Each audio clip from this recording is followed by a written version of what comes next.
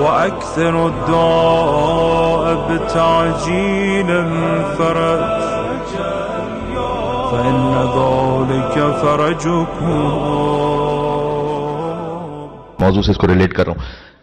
ہمارے استاد محترم نے نصیحت کی تھی ہمیں. دیکھیں امام زمان علیہ السلام کی پر عقیدہ، اور ظاہر ہے کہ ہم اپنے آپ کو ان سے متصل کرنا چاہتے ہیں. اس کا آسان طریقہ وہ یہ کہ آپ اپنی اٹینڈنس کو میچ کیجئے حضرت حجت سے.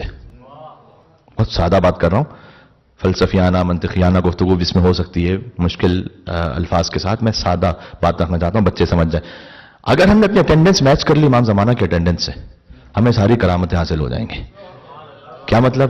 اٹینڈنس کا مطلب کیا؟ اسکول جاتے ہیں، حضور و غیاب ہوتا ہے، پریزنٹ ایبسنٹ.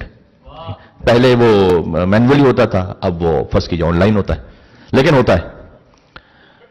سوال، امام زمانہ علیہ السلام جہاں حاضر ہیں، جہاں پریزنٹ ہیں، وہاں میری اٹینڈنس میچ ہونی چاہیے، وہاں مجھے بھی حاضر ہونا چاہیے.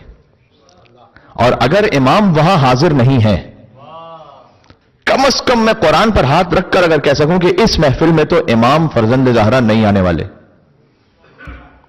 کچھ محفلیں ہوتی ہیں ایسی جن پر آپ قسم کھا کے کہہ سکتے ہیں ہاتھ رکھ کے قرآن پر، ہاں اس میں اتنا غنا ہے، اس میں اس طرح کا اسراف ہے، اس میں اس طرح کی گیدرنگ ہے، اس میں ایسا لہو لعب ہے. بھائی میں قسم کھا کے کہہ سکتا ہوں اس محفل میں امام نے نہیں آنا، تو اگر امام ایبسنٹ ہے تو میں کیوں پریزنٹ ہوں؟ یہ اٹینڈنس اگر میچ ہو جائے. نماز اول وقت امام حاضر ہے یا غائب؟ تو پھر میں کیوں غائب ہوں؟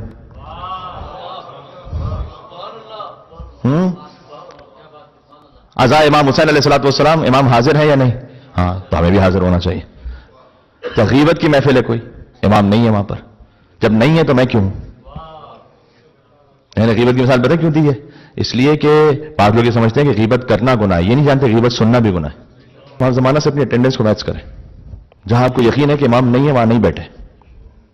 آپ نے فقط اتنا کام کر لیا تو آپ دیکھیے گا کہ کیا روحانی اور معنوی کمال عطا ہوتا ہے. فقط دعائیں پڑھ لینے سے باتیں نہیں آتی.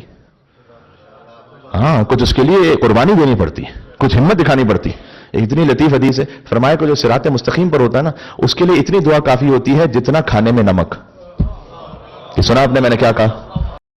الأجل مولا مولا